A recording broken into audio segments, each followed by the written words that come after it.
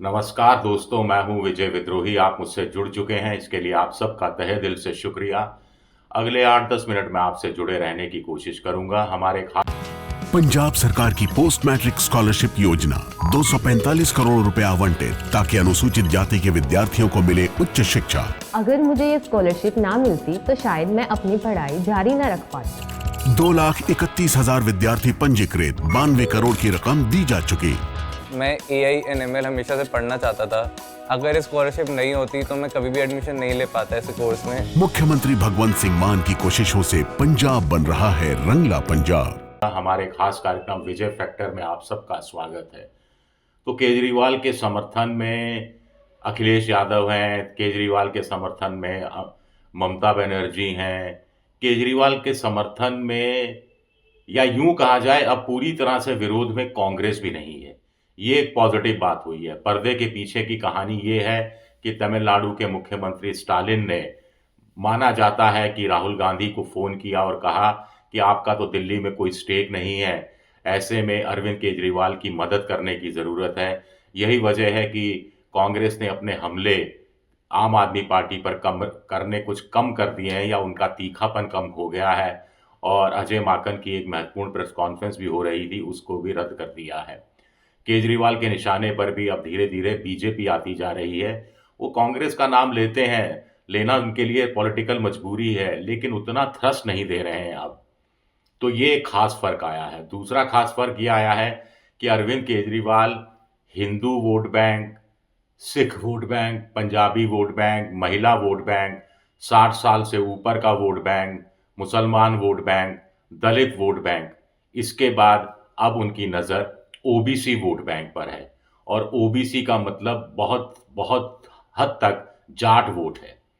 अब उन्होंने जाटों के आरक्षण का मुद्दा उठाया है केंद्रीय शैक्षणिक संस्थाओं में और केंद्रीय नौकरियों में। अब दिल्ली में दरअसल जो राज्य सरकार की नौकरियां और शैक्षणिक संस्थाएं हैं, वहां तो जाटों को आरक्षण मिला हुआ है, लेकिन केंद्र सरकार के कॉलेज, केंद्र सरकार की यूनिवर्सिटी, केंद्र सरकार की नौकरियां, दिल्ली पुलिस जैसे नौकरी, इसमें जाटों को आरक्षण नहीं मिला है। जबकि राजस्थान का जाट दिल्ली पुलिस में जाट ओबीसी के तहत नौकरी प्राप्त कर सकता है, लेकिन दिल्ली का जाट दिल्ली पुलिस में ओबीसी आरक्षण के तहत नौकरी हासिल नहीं कर सकता है। ये मुद्दा आखिर अरविंद केजरीवाल को उठाने की ज़रूरत क्यों पड़ी?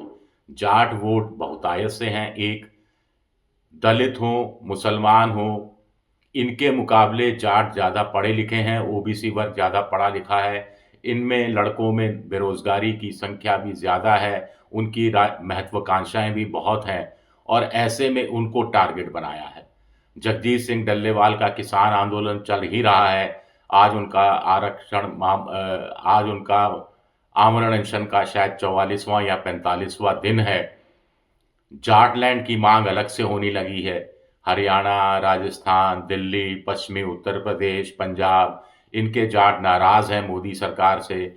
नए सिरे से वो किसानों के आंदोलन को परवान चढ़ाने की रूपरेखा बना रहे हैं, और ऐसे में अरविंद केजरीवाल इस नाराज़ जाट वोट बैंक पर अपना कब्ज़ा जमाना चाहते हैं, और इसीलिए उन्होंने बात कही। और बड़ी बात है कि उन्होंने आंकड़ों के साथ, तथ्यों के साथ बात की कि पिछले 10 साल में मोदी जी 1 बार और अमित शाह जी 3 बार दिल्ली के जाटों को भरोसा दिला चुके हैं कि उनको केंद्रीय नौकरियों और केंद्रीय शैक्षणिक संस्थाओं में आरक्षण मिलेगा, लेकिन ये आरक्षण पूरा नहीं हुआ है।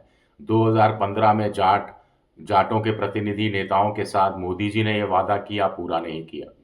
2017 में उत्तर प्रदेश चुनाव से ठीक पहले अमित शाह ने जाटों की बैठक अपने घर बुलाई, वादा किया, लेकिन पूरा नहीं किया। 2019 में लोकसभा चुनाव से पहले प्रवेश वर्मा के घर जाटों की बैठक बुलाई, इस तरह का वादा किया, लेकिन पूरा नहीं किया। फिर 2022 में यूपी चुनाव से ठीक पहले फिर इसी तरह जाटों की बैठक बुलाई जाती है। फिर अब अमित शाह वादा करते हैं और वो वादा पूरा नहीं होता है। ये बातें मैं इसकी पुष्टि नहीं कर सकता, क्योंकि ये बातें अरविंद केजरीवाल ने कही, लेकिन ठीक ही कहा होगा क्योंकि डेट के अनुसार कही है। तारीख देकर कि इस तारीख को इस साल इस तारीख को ये बात हुई थी। एक दूसरा जो राजमहल वर्सेस शीश महल का मामला चल रहा है, उससे ध्यान भटकाने के लिए भी अरविंद केजरीवाल ने ओबीसी आरक्षण का मुद्दा उठाया है। ओबीसी आरक्षण का मुद्दा उठाते ही उनके टारगेट पर सीधे सीधे प्रधानमंत्री नरेंद्र मोदी आ जाते हैं, क्योंकि नरेंद्र मोदी दसियों बार कह चुके हैं कि वो ओबीसी के हैं, ओबीसी वर्ग के हैं। और अब अगर ओबीसी वर्ग का प्रधानमंत्री वो जाट दिल्ली का जो ओबीसी में शामिल है, उस जाट को दिल्ली पुलिस में ही आरक्षण की व्यवस्था वादा करने के बावजूद नहीं कर सकता, तो फिर उनकी नीयत, कथनी, करनी को लेकर बड़े सवाल उठेंगे। और यही सवाल मतदाताओं में एक पैदा करने की कोशिश अरविंद केजरीवाल कर रहे हैं। आप में से कुछ लोग सवाल उठा सकते हैं, अरविंद केजरीवाल ने पिछली बार 70 में से 62 सीटें जीती थी, इस बार 52 जीत जाएंगे, 45 जीत जाएंगे, सत्ता में आने के लिए 36 चाहिए, तो फिर इतनी मेहनत अरविंद केजरीवाल क्यों कर रहे हैं? इतनी मेहनत इसलिए कर रहे हैं क्योंकि 10 साल की एंटी इनकम्बेंसी है, एक। दूसरा, अरविंद केजरीवाल जानते हैं कि उनका पूरा राजनीतिक अस्तित्व, पूरा राजनीतिक वजूद दिल्ली की जीत पर निर्भर करता है और दिल्ली में बहुत भारी जीत पर निर्भर करता है। अगर वो भारी जीत नहीं जीतते हैं और मान लीजिए 38-40 विधायक ही आते हैं, तो बीजेपी का ऑपरेशन लोटस शुरू हो सकता है। अगर वो लगातार तीसरी बार 50-55 क्रॉस करते हैं, तो इंडिया पॉलिटिकल फ्रंट में उनकी जगह बहुत महत्वपूर्ण हो जाएगी, एक बात। दूसरा खास बात ये रहेगी कि जो एंटी बीजेपी स्पेस है, उसको वो हड़प पाएंगे।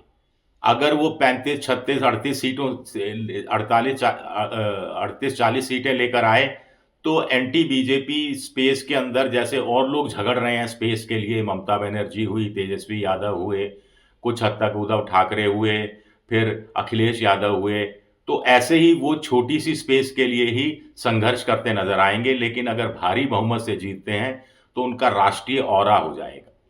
और दिल्ली का चुनाव सिर्फ दिल्ली का चुनाव नहीं है, यहाँ राष्ट्रीय मुद्दे भी उठते हैं, यहाँ क्षेत्र के मुद्दे भी उठते हैं, यहाँ म्यूनसिपैलिटी लेवल के मुद्दे भी उठते हैं, बिजली, सड़क, पानी का मुद्दा भी उठता है। इसलिए ये चुनाव और ज़्यादा महत्वपूर्ण हो जाता है।